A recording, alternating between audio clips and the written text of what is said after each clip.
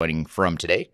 My name is Eric Kimberling, the CEO of Third Stage Consulting. We're an independent consulting firm that helps clients throughout the world with their digital transformation journeys.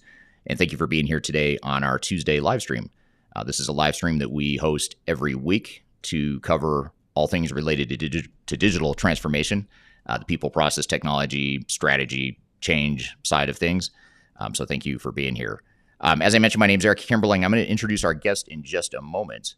But today's topic is going to be the fallacies of ERP software and digital transformation. So we're going to cover some of the common misconceptions and myths about ERP software and some of the things related to transformation and implementations as well. This interview, if you haven't been on this live stream before, this live interview becomes part of our weekly Transformation Ground Control podcast, which is released every Wednesday. So the episode featuring this interview will be released next week on Wednesday of next week. So thank you for being part of our live production of the podcast here today. We're streaming to LinkedIn, YouTube, Facebook, and Twitter. So if you have questions on any of those platforms, please feel free to jump in, chime in with questions and comments along the way for either myself or our guests. And before I introduce our guest to talk about this topic here today, I encourage you, if you could, please just drop in the chat where you're joining from today. Where in the world are you? What city, what country are you in? It's always fun to see where the global digital transformation audience is joining from here today. So if you don't mind, just drop that in the chat for us wherever you're listening or watching. And you can use that same chat function, by the way, to ask any questions you have along the way as we get started. So again, our topic here today is the fallacies of ERP software and digital transformation. And with me joining us today is Darren Roos, who is the CEO of IFS Software, which is an ERP software provider. Darren, thanks for being here today. Thanks for having me, Eric. It's good to be on the program. Yeah, absolutely. You're a first-time guest, and I really appreciate having you here. And excited to have you here today, largely because you have such a broad and diverse background in this industry. And I think you have some really good insights for us related to that. But maybe before we jump into some of the questions that we all have for you, maybe tell us a little bit about yourself, and then I'll come back and ask you a little bit more about IFS as well. Sure. So my name is Darren Roos. I've been doing this enterprise software gig for going on 17 years now. Originally from South Africa, as you can hear from my accent, although I've been in the UK now for 12 years. And over the last 12 years, I've worked for 3 companies. First into my career was with Software AG, German middleware software company, you probably know. And then I did 4 years with SAP, ultimately running the global cloud ERP business. And then I've been CEO at IFS for the last 5 years. Great. Yeah. So that you see, you've grown up in the space as well, and I'm sure you've seen a lot of interesting developments that we'll kind of cover here today as we talk about trends in the future of the enterprise tech space. But tell us a little bit about IFS Software for those that haven't heard of the technology or just aren't familiar with the company. Maybe tell us a little bit about the company. Yeah, so IFS is an enterprise software company. We focus on customers in the upper mid-market and enterprise space.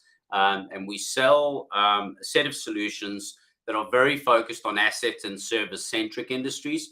So thinking anything that has a bunch of assets or a lot of service. So it could be oil and gas, construction, telco, engineering, utilities, et cetera, et cetera.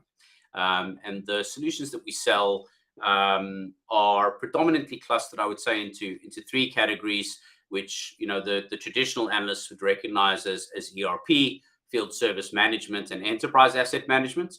But really, why we're as successful as we are is really in the intersection of those 3 things, because we provide ERP, EAM, and FSM on a single platform. So for those of you that do know us, you'll know that we're the Gartner Magic Quadrant leader for field service management. We're a leader for asset management. And in our asset and service-centric industries, we're also a leader for ERP. So it's really our ability to give customers the best of each of those capabilities as it relates specifically to their industry that has been such a big contributor to our success. We're just over $1 billion in revenue. And we have been around for over 30 years. But yeah, that's IFS in a nutshell. Great. And Eric had warned me that he might drop off, so I'll just carry on talking until he rejoins. And the key Oh, you're back. We lost you for You, a second you, there. you dropped off, Eric, but you're back. One of us dropped. I don't know. Hopefully the audience can still hear us okay. No problem. Um, I was going to say the one of the interesting things about IFS that we'll get to throughout this discussion is that the product has a lot of strengths that are the weaknesses of other ERP systems and a lot of sort of edge capabilities and industry specific functions. So we'll get to that here in a second. But before I do that, though, actually, before I dive into anything ERP related or digital transformation related, I just have to ask you a question um, on a maybe more of a personal level. You're also the co-founder of a nonprofit called Inner Wings, which you and I didn't talk about this as we were prepping for the discussion, but I saw it on your LinkedIn, and I thought, you know what, I want to ask you about that because it sounds really interesting, and I'd just love to hear more about just what is Inner Wings and sort of what is your involvement there with the No problem. nonprofit.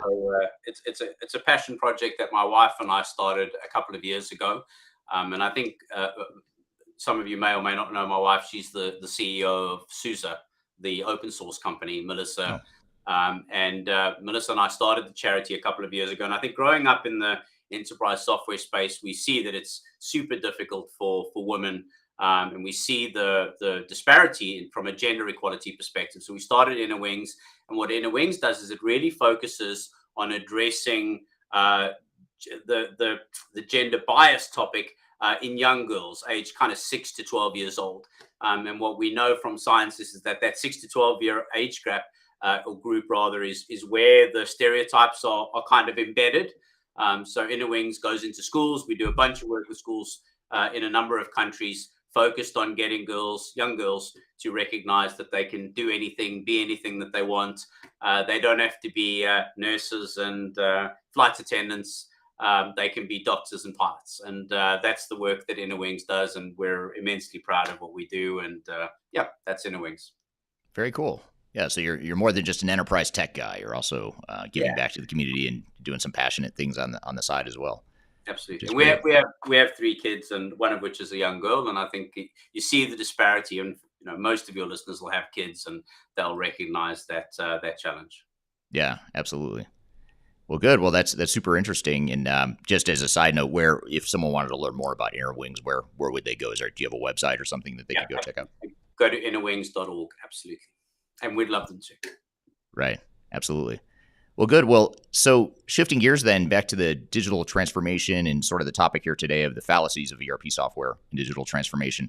Um, just sort of transitioning into that conversation, I guess maybe to start, let me back up for a second. One of the reasons why I wanted to have you on the show is not only because you're the CEO of a prominent software company here in the space, but also because the type of software that IFS provides is quite a bit different than other ERP vendors, and it sort of provides just a different approach to enterprise technology. And you yourself you're not only the CEO of IFS now, but as you mentioned, you also worked with SAP and Software AG. I think you had some time in Acumatica as well. Yes. So you've worked with multiple solutions throughout the years, and I guess I'd be curious to hear, how is IFS different from other ERP solutions in the marketplace, or how would you consider it different from those systems that you've worked directly for and with, and other systems as well? Yeah, so I sat on the board of Acumatica for a while when EQT, who was a private equity firm that owned IFS, when they acquired Acumatica, I sat on the board during the acquisition phase, and then I also sat on the board of Sitecore, just as an aside. Mm. Yeah, so I've been in the space for quite a while, and I think when I came to IFS coming out of SAP, what I recognized was that there was definitely a gap where customers wanted to not have to face this difficult challenge between best of breed, where they could find a solution that had the functional depth that they wanted, and best of suite, where they could get something that was integrated and would give them the benefit of an integrated solution. And for a long time, with the discussion around composable ERP, customers have been, I guess, told that they have to choose between these two things. You can either have the functional richness, or you can have an integrated solution. And the reality is that there is another dimension, a dimension where you can get the functional richness and the integrated capability, but then the software vendor has to compromise by being industry focused. And that's effectively what IFS has done. So when you look at our competitive landscape or our peers, then the likes of Oracle or SAP or Microsoft, They all provide horizontal ERP solutions where they're catering for a very broad subset of industries. All of the industries are served. And the reality is that when you're building a solution, an enterprise business solution that needs to be deployed in a bank and a healthcare provider and a manufacturer, then there's going to be a lot of capability that is just surplus to requirement, or capability that's not there. And then, that then falls on the ecosystem to try and build it bespoke for the customer. But when you're building an ERP that is only for industries where your capability is required, in other words, these asset and service-centric industries that I mentioned, then we're able to build capability that enables them to get the best of breed, but in an integrated solution. Single data model, single UX, no disparate databases and release cycles to deal with. Right. Yeah. And I think that's one of the interesting things about IFS is that it, as you mentioned, it's not trying to be everything to everyone. It's focused on specific industries, specific functions. And I think that really is a key differentiator, because you look at SAP, Oracle, Microsoft, just to pick on a few, vendors in the space, they are trying to be everything to everyone, and you're just going to get a watered down solution, especially if you're in a highly complex or unique industry like a field service or asset intensive sort of industry that you mentioned. Well, I think what's tended to happen then over time is that customers tend to then stick with them for a subset of the capability. So, I don't think that too many people would argue that SAP's finance solution is a compromised functional solution. They have fantastic capability, and if they sold, FS finance standalone, then it would be a best of breed finance solution. Right. And I think that that's effectively what's happening now, is that customers are then choosing to exploit this composable enterprise option by then taking a bit from their horizontal ERP provider and then going out and buying best of breed apps that then will make their full function solution. Now, the challenge with that scenario is that if you're if you're Volkswagen or BASF, or you're a very, very large company and you have thousands of people in IT, then that's okay, because the integration and the complex release cycles and critically securing those disparate applications is something that you have the capacity to do. But if you're an organization with 500 million in revenue, or $1 billion in revenue, or 2 billion in revenue, you probably only have a couple of hundred people in IT. And then you don't have the capacity to do that. And unfortunately, the industry has sold this idea that with APIs and with native cloud integration, that you can just plug them in and it'll just work. Right. And unfortunately, for anybody who's done an SAP project with Salesforce or Workday or Coupa and try to just plug them in using a native cloud integration vendor, they'll know the reality of that scenario. Right. Yeah. And that's something you and I have talked about too, is that, in this space, even vendors that are selling or alleging to sell integrated solutions, really, those solutions oftentimes are not as integrated as they seem. And that's something we see a lot, like with SAP recently, with their, over the last decade or so, with their acquisition-minded approach, they've gone out and acquired SuccessFactors and Ariba and other point solutions that are third-party solutions, but it just so happens that SAP owns them, but they're still not integrated solutions with S/4HANA, their core flagship product. And other vendors are doing the same sort of thing. Is that something you're seeing, or is that something you're trying to counter with IFS's strategy? Or Well, I think at the end of the day, I just put my customer hat on, and I think that there are a bunch of customers for which SAP is absolutely the right solution. But there is a group of customers where perhaps they would want the benefit of the integrated solution, and then obviously they're struggling with the reality of when SAP bought Concur, or they bought Ariba, or they bought Fieldglass, or they have S4. All of those have invoicing capability, as an example. And then where do you do the invoicing from? Right. How do you navigate that complexity? And that's just the reality. But as I say, there are a bunch of customers that is okay. That doesn't matter, because they do have the capacity to solve that complexity. But where IFS is in our sweet spot is in that customer who is saying, I need a robust HR solution. I don't need Workday or SuccessFactors. I need a strong solution. and IFS has that. And I need a strong, solid CRM solution. I don't need Salesforce.com, and IFS has that. And I need my procurement and my distribution, my transportation management, my finance. I want all of those things, but I don't want to have to worry about the integration. I want it in the cloud, and I don't want to have to deal with users facing different user interfaces. I don't have to worry about the integration. I don't want to worry about managing different databases and so on. And that's the sweet spot for us. And it's a much greater level of functional depth than any of our peers provide. So it's not what a Microsoft or somebody like that would do. And we focus. There's a question, I can't help but answer it. Ghassan from Kuwait has asked what industry. So aerospace and defense is a big industry for us. It's our single biggest industry. Energy and utilities, construction and engineering, manufacturing, and then service industries like engineering and telco and so on. Right. Yeah. Great question. I was getting ready to cue that up, so you beat me to the punch there. And speaking of our audience too, by the way, just before I get to some follow-on questions from that comment you just had, Darren, I just want to turn to the audience here and sort of acknowledge where a lot of people are joining from here today. We have Ghassan from Kuwait, Sam from Spain, Ryan from Denver, Malcolm from the UK, Zishan from Pakistan, TJ from Wisconsin, among others, Chris from Dublin. We have Third Stage Consulting Group on the line as well. Another person from Kuwait, Sultan from Oman.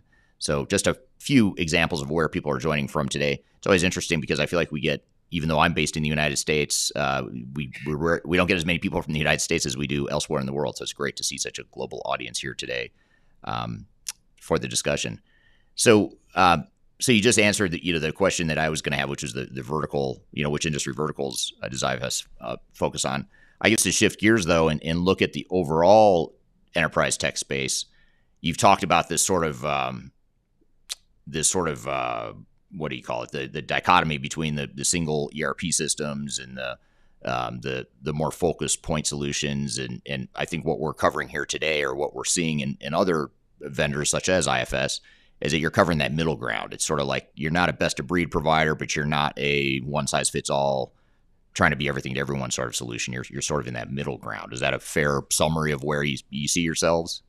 Yeah, I think that if it was a Venn diagram, you'd have proponents of best of suites only. You'd have proponents of best of breed, and I like to think that the solutions that we provide, specifically in the area of field service and enterprise asset management, are the two best solutions on the market. So there is no better field service management solution, and there is no better enterprise asset management solution. If you look at the industries that we serve, they're all industries where enterprise asset management and field service management are really critical to the success of those organizations.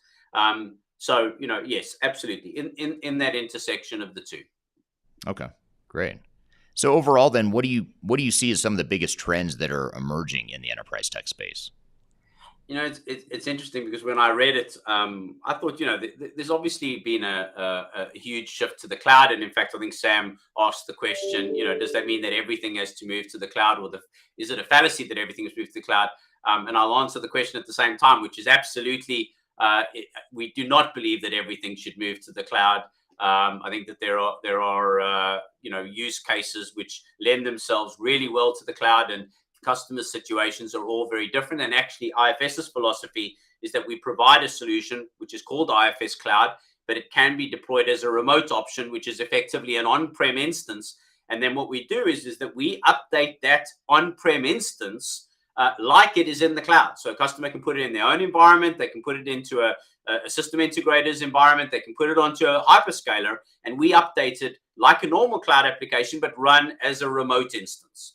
And so we're a big believer in a hybrid cloud and giving customers that choice. So I think the cloud is obviously a trend that continues, but I think a much greater practicality around what should be in the cloud and what shouldn't, and the role that hybrid cloud plays.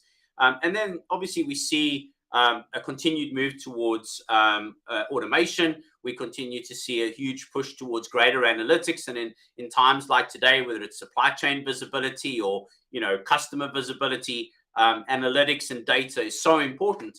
But actually, the thing that struck me, Eric, when I was reading that question, was just how the fundamentals of what customers are looking for hasn't changed at all. Right. And at the end of the day, what they're looking for, and having spoken to many customers in my 17 years of doing this, is that they're looking for solutions that are, let's take functional capability as a ticket to the game. The solution has to be able to do it. That's important. But it has to be easy to use. It has to be easy to deploy, and it has to have a lower total cost of ownership, or an improved value ROI. And ultimately, that's what we continue to push to do, is to try and make it easier to deploy, make it easier to use for users, and focus on bringing down that total cost of ownership. And in the enterprise application space, that is evergreen, right? That's the holy grail. And unfortunately, it's not a destination; it is a continuum. And we continue to focus on that. And it's interesting because so many vendors continue to talk about artificial intelligence, and they continue to talk about augmented reality, and they continue to talk about a bunch of technologies, which, in my opinion, those technologies just have to be embedded in the application.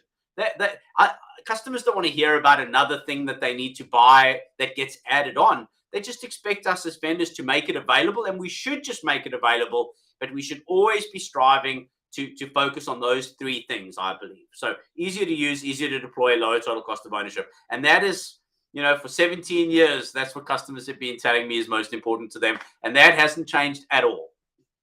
Right. Yeah, that's really interesting to hear you say that. And I was actually, as you were describing that, I was thinking, it sounds so simple, so easy, so basic. But I think a lot of software vendors and industry consultants, I think we miss that a lot. Like, let's not worry about AI and augmented reality and the metaverse and blockchain and all that stuff quite yet. Let's just get the fundamentals down and let's figure that piece out. And then we can sort of, from there, layer on some of the more advanced emerging technologies. But a lot of times we want to go backwards. Just to be clear, I think that as we engage with our customers and our partners on, where do we take the product and what do we do, making sure that emerging technologies become embedded is a critical part of our development lifecycle. If you look at what IFS has released over the last few years, we have significant examples of all of those technologies in use by customers today. But that isn't what the talk track is about, because ultimately the customer wants to understand how they're going to be able to tangibly derive value from it. But too many vendors have for too long become more focused on how are they going to convince their customers to take advantage of those things while neglecting the really important things which customers are worried about. So you're right. I think not often enough are we focused on those things. Absolutely. And just to build on that, the whole thread that we were just talking about, this is another question from Ghassan. And by the way, Ghassan is one of our regulars on this live stream, and I'd say he's a tough crowd. He's not an easy person to please. So this is pretty glowing praise from him, I'd say. But he says he worked with IFS for 10 years, thumbs up to Sweden for the innovation built into IFS. And I guess I want to maybe counter what you just said, which is, you focus on the basics, get the automation in place and sort of some of the more fundamental, less sexy sorts of approaches to technology. How do you balance that, though, the core fundamentals with providing innovation and sort of pushing the boundaries and the capabilities of the software? What's been your approach, or what have you seen work there? Again, it comes back to focus.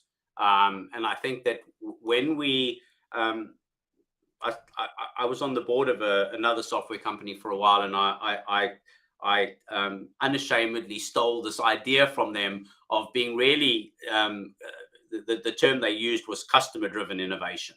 And a lot of vendors talk about customer-driven innovation, but the reality is that 80-90% of the ideas that they come up with come from their own engineering teams.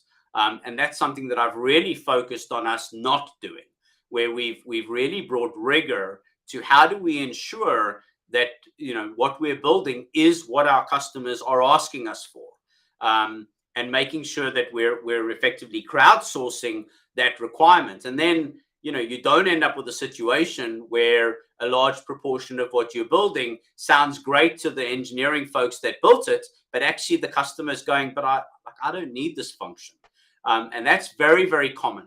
And I can tell you, I've seen in many of the companies, I've only worked in 3 now, but they acquired companies where that was a disease almost, where customers would be complaining about system reliability and uptime, while hundreds of new functions that nobody was using were being released.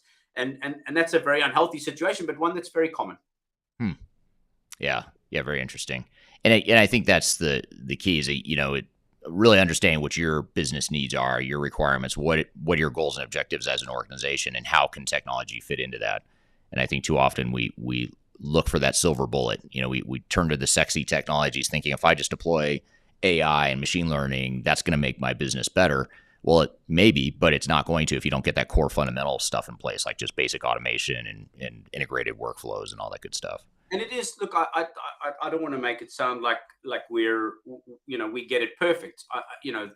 We equally struggle with this. Look, at the end of the day, we have 3,000 odd customers around the world, 3,000 enterprise customers. While we are very focused on those industries that I highlighted before, and a lot of the processes are common, the way in which they think about assets and the service of those assets is common. You still have divergent requirements, and finding the compromises on how you take care of them is particularly important. I think the biggest challenge in our world is, when you have a customer that says, I know someone who's done a service management or an ERP project with you. They were super happy. We'd like to talk to you about it. And we have to say, well, look, actually, you're a retailer. And the answer is no. That's not a path we're going to go down. That tends to be the biggest challenge for my teams. But, we stay modest, we stay humble, and just focus on trying to be the best that we can in the space that we're in. Right. Now, we've talked quite a bit, and we actually on this podcast, by the way, have talked quite a bit about this whole debate of, single ERP system versus multiple solutions or best of breed. In fact, just in last week's podcast episode, which is episode number 102, we had a guest on who was talking about best of breed and sort of the pros and cons of that approach. So if you haven't listened to episode 102, just go back to Transformation Ground Control episode 102, and you can hear that full discussion. But I would love to hear as a follow-up to that, even though you may not have heard that conversation, what do you see as the biggest pros and cons of single ERP software versus the more composable ERP or the best of breed ERP? I think the challenge comes when customers are trying to, go down the route of capturing the benefit of a best of breed solution, but without understanding the complexity of what that fragmented landscape is going to bring. And I think that unfortunately, and I think somebody asked the question earlier about, how do you counteract this? But vendors are going to tell you this is easy. They're good. And we've had loads of cases where a customer will buy.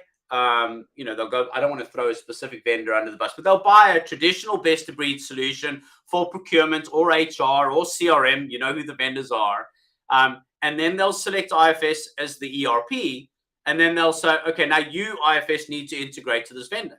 And we go, but hang on, we're 80% of the landscape. They're 20% of the landscape. Why are you asking us to do this? And the answer is because that vendor does not have an answer. And now when they do that, that's okay, because we are architected to be able to do that, and we are used to working with other vendors in that way. But the problem is that when they go best of breed HR, best of breed procurement, best of breed contingent labor, best of breed procurement, and then a customer with a relatively small IT department is then faced with the challenge of how am I going to get this to work together? I mean, that's a disaster. And we see a lot of those. And we've been into a bunch of customers where we've gone in and they've had a fairly fragmented landscape, a couple of those best of breed vendors, and then they end up taking them out and replacing them. But that's a huge expenditure that, and time to value that they've wasted. So I think that's probably the most common mistake that I see. I think that's the answer. Yeah, no, that's interesting. And how do you, if you're a buyer, if I'm an enterprise tech buyer, I'm on an evaluation team that's really considering some ERP systems that are going to be potentials for my organization.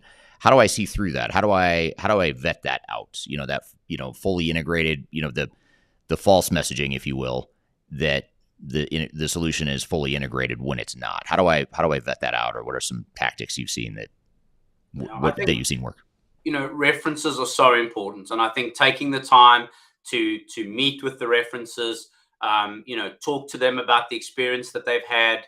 The enterprise, your listeners will be savvy in this space.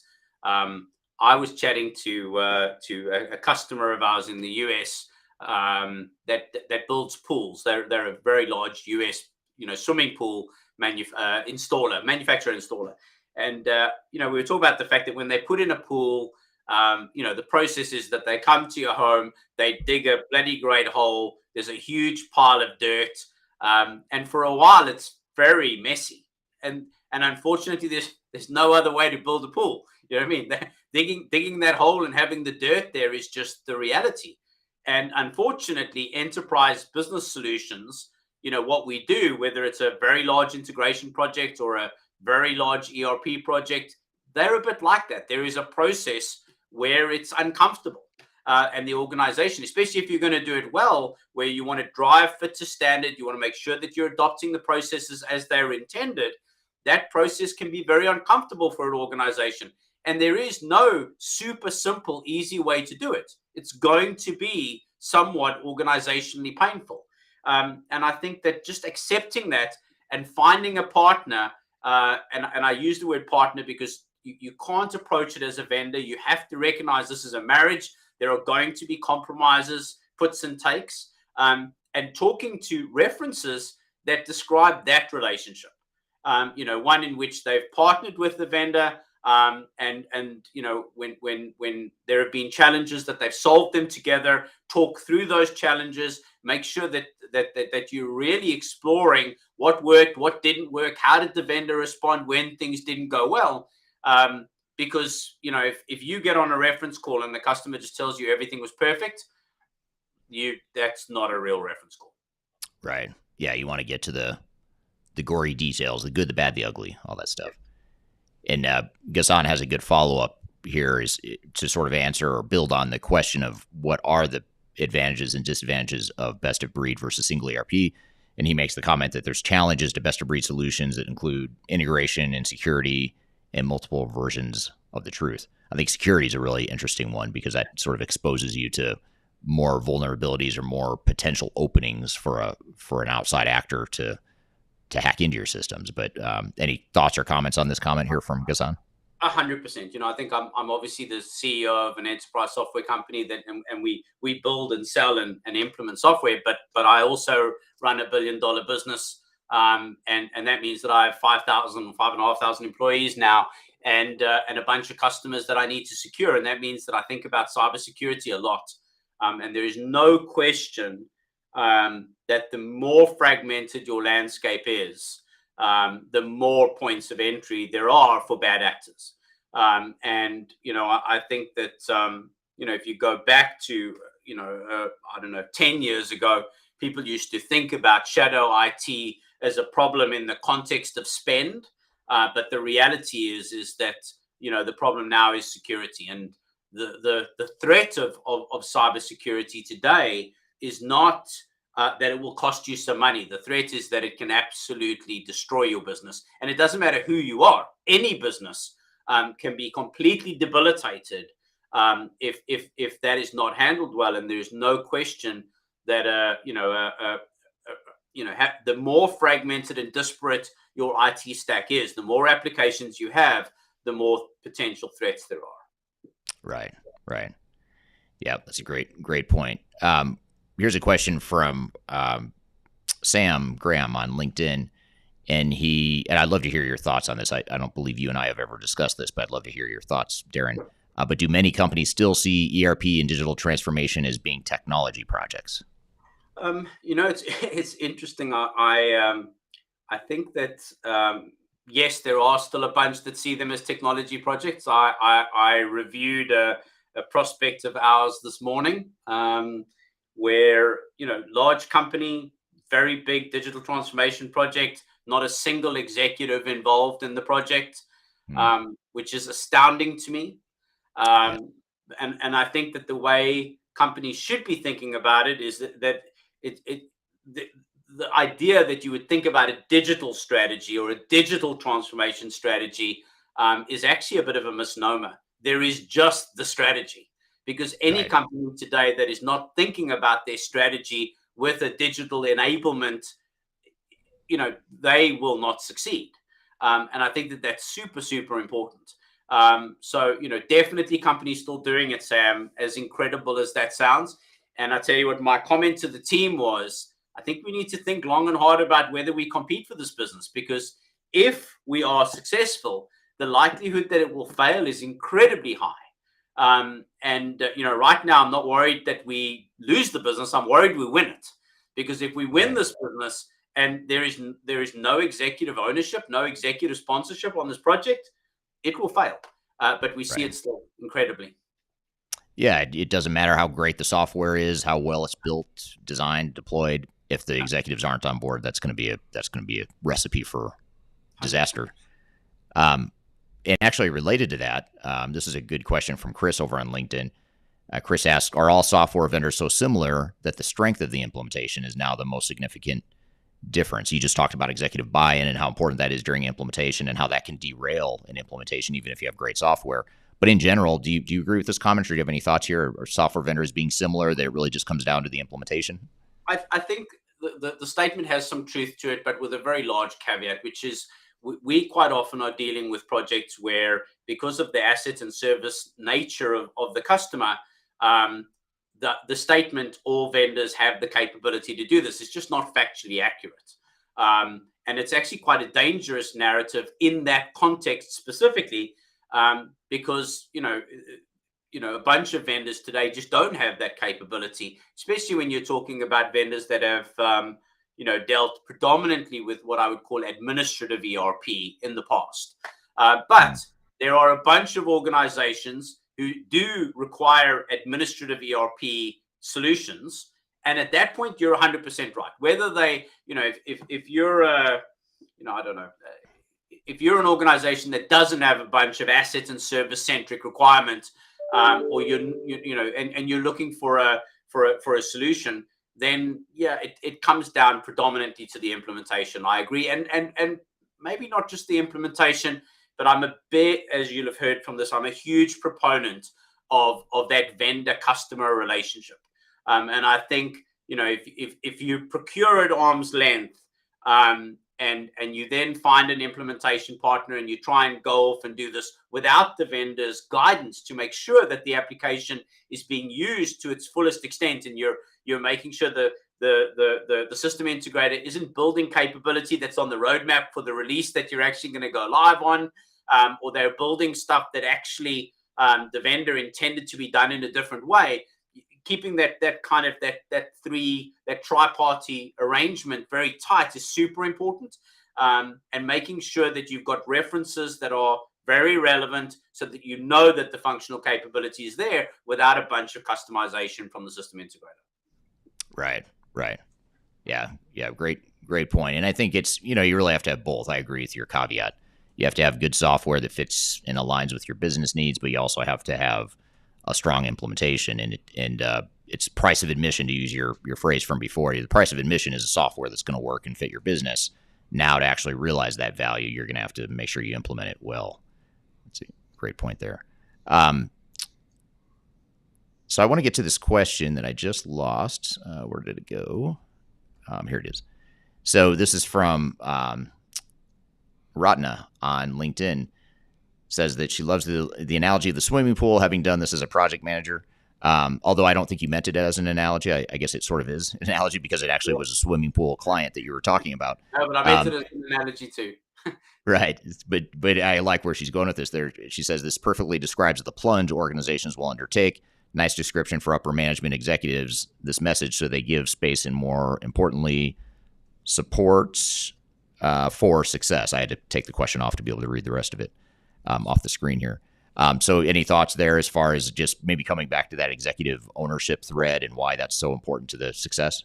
Yeah, I mean, look, I'd been, when I came to IFS, I'd been involved in the ERP space for my time at SAP. As I said, I ran the global ERP business. I was involved with dozens of customers in projects. but I'd never implemented an ERP solution for myself. And when we came to IFS historically had been quite fragmented, and we had a number of instances of IFS, but it was effectively a very fragmented, multiple versions, highly customized because of the decentralized approach. When I came in as CEO, we made the decision to implement our own software on the latest version, brand new, greenfields implementation. And my own CIO, a guy called Sal Laher, who is an industry veteran and has been around ERP for many decades outside of IFS.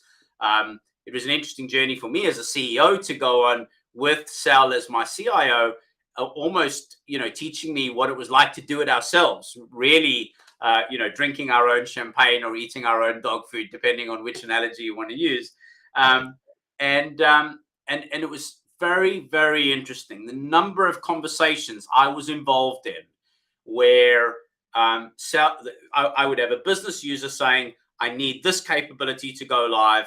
And Sal was saying, no, you don't. We can do it in this way. We need to go live as we'd planned. And then we will iterate through the coming releases in order to get you what you need. But we can absolutely manage it. And I had many, many of those discussions through the implementation. And the result was that we did a full implementation of IFS. At the time, we were maybe 700 million in revenue, operating in 50 odd countries. We did a full implementation, including HR, CRM, finance, procurement. We did the entire project in 6 months, from the start of the project to full go live, big bang go live in 6 months. And it was about those compromises. It was about interrogating those decisions. And without my sponsorship, it would never have happened. It really took me as the CEO going into those sessions and going, let's listen to what both of you are saying, and going, okay, look, that can wait for the next release. And that's what we did. We then iterated through the coming releases, but we got the go live. As is always the case, 80% of the value was in that first go live, and the project was hugely successful. And the trick is to try and make sure that we push for that executive sponsorship, and drive that kind of 80% of the value from the first 20% of the project. Right. Yeah, that's a great point, and great sort of case study or example of how that works. And just building on this, by the way, we have a series of industry heavy hitters that are rolling into the stream here, so I've got to get to their questions. One is Peter Robinson, who I've known of for a while now. But Peter's comment for you, Darren, is I think it's so refreshing and telling to hear a vendor CEO state that he will consider walking away from a prospective client because of the risk of failure that lies on the client side. Too many end users abdicate all responsibility for their digital transformation to their vendor and system integrator.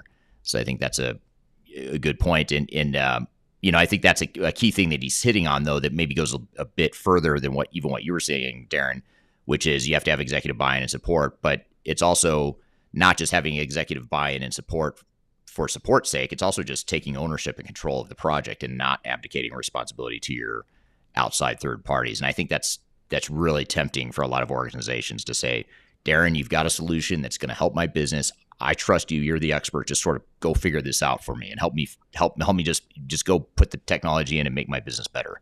It sounds easy, right? But it's usually doesn't work that way. It's interesting because if you think about the origins of ERP and the business process reengineering that was a precursor to your first generation of ERP projects, it's almost a new thing where we outsource this responsibility to the vendor and the system integrator. That's not where it started. It started with companies looking at their own processes and really focusing on optimization as a first phase, and then getting technology as an enabler. And then unfortunately, the Wild West emerged, and we got, the multi-billion ERP projects, where the money was made by system integrators that were effectively rewriting the application, and taking it from being a COTS solution to being something that was almost unrecognizable. And that's where, you had a generation of failures. And now we're moving back towards, something that is much more fit to standard and custom off the shelf. But that doesn't mean that the business isn't responsible. And it is super important that the business is working on streamlining those processes to make sure that it fits that there is a meeting of the application and the business processes. Right, absolutely. And John Reed is on the line. I don't know if you know John, but he's from Diginomica, a very well-known influencer in the space. His comment for Peter that asked that previous question is bingo. There's absolutely a customer responsibility that is often overlooked. And I want to segue into a question from another industry heavy hitter that is all related here. This is from Marcus Harris, who's a software licensing attorney at Taft Law, someone who's been on the show multiple times on this podcast. But his question is, how do you ensure tight vendor management when the customer is inexperienced with implementing software and probably hasn't done an implementation in years? So you've got these executives that think that they can just abdicate responsibility to you or any other software vendor. How do you get that point across to an organization when they haven't done this before and they don't really know what they're doing necessarily? Yeah, so I think it comes down to two things. One is that something that was done a lot in the industry, again, early on, and I think most vendors would say they still have a practice, but in reality, that it's been eroded, certainly from a quality and capability perspective, is this idea of value engineering and making sure that going into the project that there is clarity on where the value is coming from, whether that value is efficiency or revenue, increased revenue or risk mitigation, whatever it is, that there is a clear value statement and that there is a tight correlation between that value statement and how specifically the application is going to deliver that value. And we do that. And then I think what it is it's a case of making sure, and again, it's quite a manual task, I guess, for my leadership team, and they've had the experience with doing it, which is making sure that the customer is then bought into what is it going to take. And when I say the customer, I'm talking CEO, CFO, ultimate executive sponsor, that they are going to be on the hook in the steering committees, regular catch-ups. And it's interesting because we as I say, I don't want to make it sound like I think that IFS has the answer to everything. We get loads of stuff wrong, and we, as I say, we try and stay humble.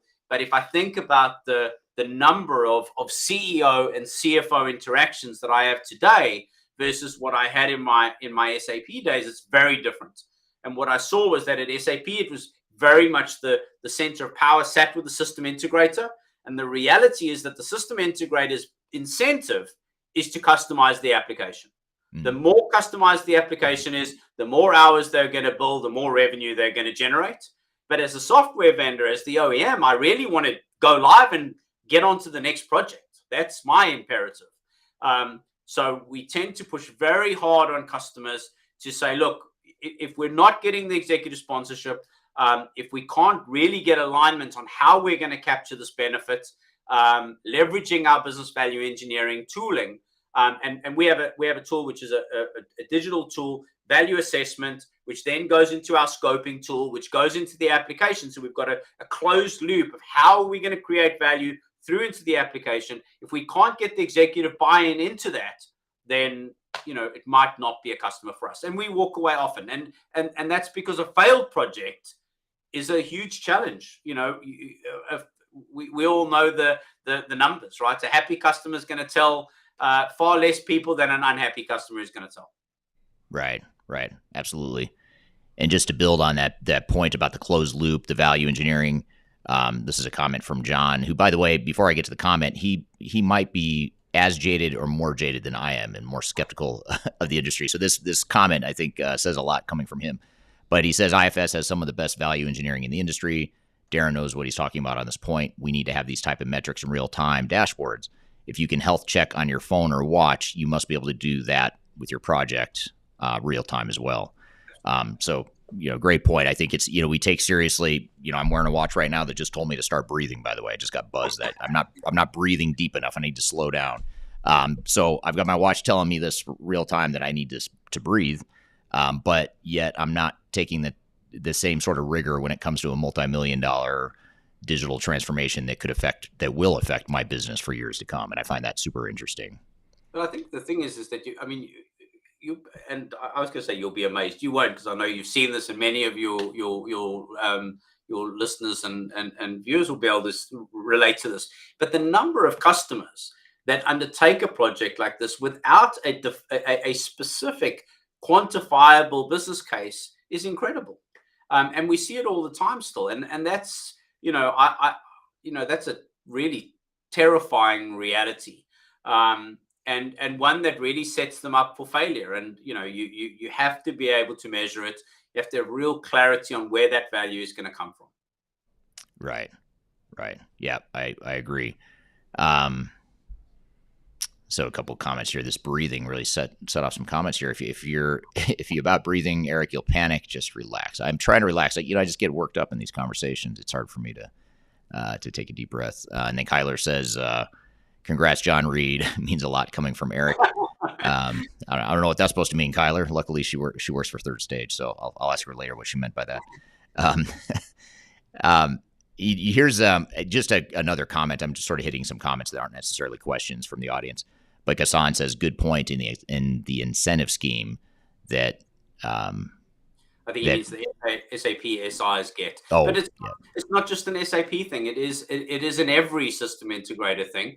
Yes. At the end of the day, your system integrators are paid for effort, and the more effort they expend, the more money they're going to make. And that, let me be clear, I'm not bashing system integrators. We have a fantastic group of system integrators. Without our system integrators, we wouldn't be successful. They do by far the majority of our implementations. But ensuring that those system integrators are incentivized correctly and that the process of appointing them is clear is extremely important. And I think the industry's matured a lot. If you think about and Eric, I know you've spoken about this before on one of your podcasts, the biggest failures in ERP. When you look at those are previous generations, right? We're not dealing with that now. Customers are much more savvy now. And hopefully no one's making that kind of mistake. Yeah. I'd say a lot of them are more savvy, but it's always fascinating to me how I see some of the same mistakes, the same Groundhog Day sort of repeated mistakes now that I saw when I first started in this industry 30 years ago. So I sort of agree with you. I think there is more of a savviness, and more organizations are becoming savvy, but there's still a large subset that aren't. Maybe not quite on the same scale as the likes of SAP Miller or anything like that. Right. Yeah, exactly. Yeah, I think that's a good point. The massive $1 billion plus failures, I think those are becoming less common, but it's the moderate failures, I think, where challenges or where organizations. But it comes down to everything that we've just discussed. It comes down to they picked the wrong tool, didn't make sure that the tool was fit for purpose, picked the wrong system integrator, didn't make sure that the vendor was still on the hook. I think those come down. No executive sponsorship. Probably the three biggest things that they can get wrong. Right. Now here's I'd love to get your comment or maybe some thoughts on this comment from John. He's, I think, opening a potential Pandora's box here, which I like. He says it's a key point, though. SIs have a responsibility to push back on over-customized projects that accumulate tech debt. My hope is that Southwest Airlines' meltdown will bring even more attention to the problem of technical debt. Maybe explain, what are your views on technical debt in general? We don't have to talk about Southwest Airlines necessarily, but just technical debt in general. What is it? Why is it so important to overcome that? And how do you navigate that whole thing in today's day and age? Look, I think, let me just comment. I think that a lot of organizations, the scale of Southwest, and we come across a lot of them in our day-to-day operations, they've built their IT stacks over many generations.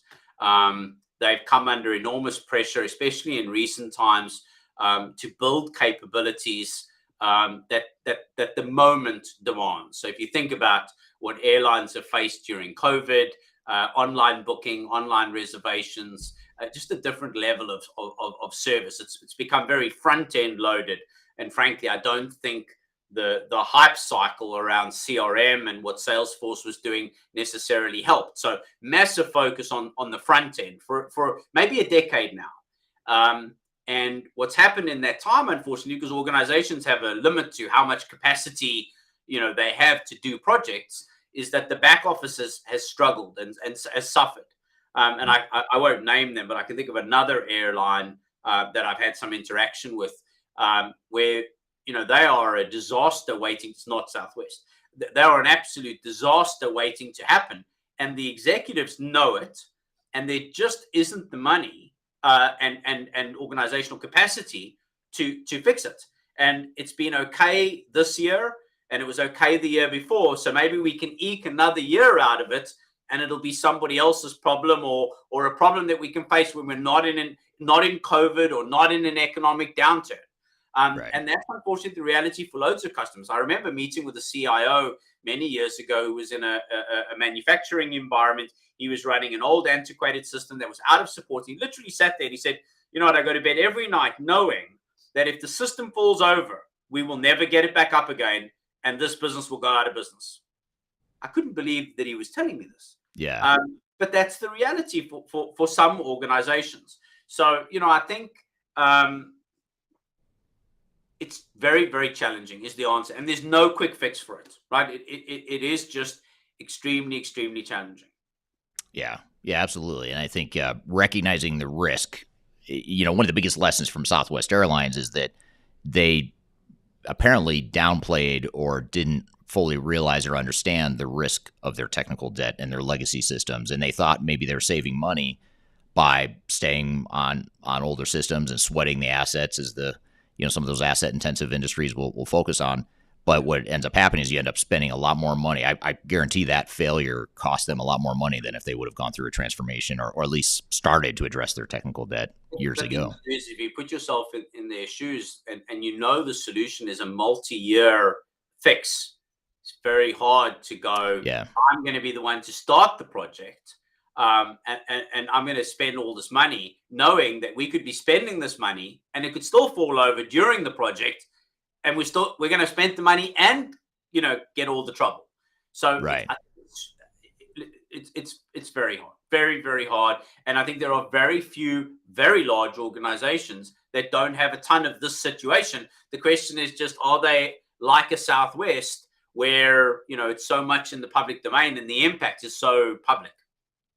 Yeah, absolutely. Yeah. And people heard about it, obviously. I mean, that's a failure that affected a lot of people during the holidays. So there's a lot of emotionally charged responses, understandably, to that failure. So I guess just we could spend hours. I feel like we spent all day on this topic, but unfortunately, I don't think either you or I have the time to do that. But I would like to maybe hear your thoughts on just backing up and knowing that these fallacies exist, knowing that these misconceptions about ERP systems and digital transformations exist. What next steps or what first steps would you recommend to an organization that's thinking about a digital transformation or planning a digital transformation in 2023? Look, I think I'm going to come back to my fundamentals, right, which is be very clear on why you're doing it. I think any digital transformation has to be underpinned by a strategy, and make sure that the technology is going to enable that strategy, and that you're very clear at a very granular, basic level why you're doing it. And I think that's what it comes back to. And I want to keep it fairly abstract at that level because it's so nuanced by industry.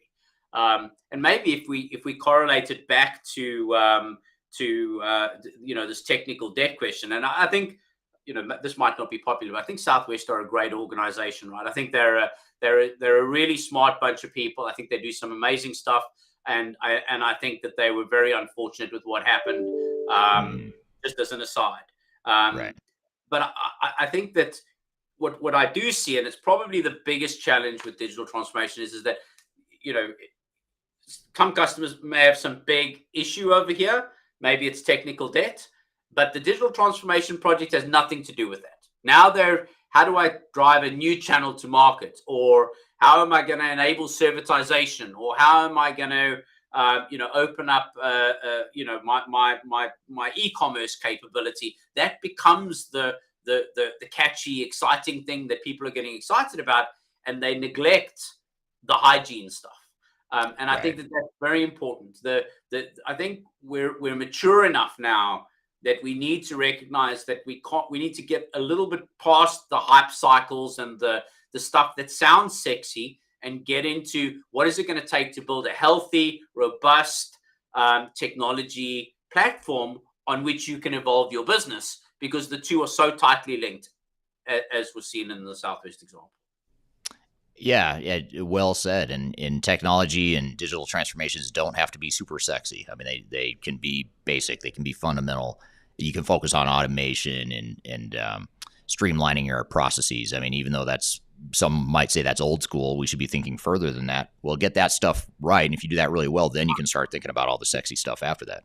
You're 100%. It is like a house. You need a strong foundation, and then you evolve. And I suppose, like with any maturity index, you want to move up. You start at the bottom and move up. And the problem is that too many projects are trying to start at the top and then thinking they can fix it coming down. And it doesn't work that way, because if you can't, if you can't get stock reliably into your warehouses, or you can't keep your manufacturing facility going, then frankly, you don't need a bunch of sales. Tesla maybe is a great living example of that at the moment, where, yes, great innovative model. I'm a big Tesla fan. I own 2 of them myself. But, frankly, supply issues have been forever. So I think it's build the house from the bottom up, get the foundation right, and you will get there. But if you try and start at the end and work back, it's not going to work. Absolutely. That's well said. And I have a great closing comment here from Sam Graham on LinkedIn. He says he hopes that Darren, as a Springbok, springs back to another session here soon. Well said. Yeah, we'd love to have you back on the show. I think there's a lot we could continue to talk about and cover here. So I really appreciate having you here today. Thanks for being here, Darren. It was a pleasure. Thank you. And how do we learn about IFS? So anyone listening that just wants to learn about IFS, see what products you have, what's the best way to do that? Yeah, go to ifs.com or pop me a note on LinkedIn, or darren.roos@ifs.com. Happy to take your emails, and we'd love to hear from you. Great. Well, thank you. And thank you to the audience for being here today. Really appreciate all of your great questions and interaction. Again, this podcast or this interview will become part of my Transformation Ground Control podcast that gets released on Wednesday of next week. And you can find that podcast streaming on LinkedIn, YouTube, Facebook, and Twitter every Wednesday, as well as on audio podcast platforms throughout the world. So be sure to check it out there. And this live stream that becomes part of my Ground Control podcast is every Tuesday, same time, same place. So be sure to check us out. We do this every Tuesday. So thank you again, everyone, for being here. I hope you have a great week, and we will see you all next time.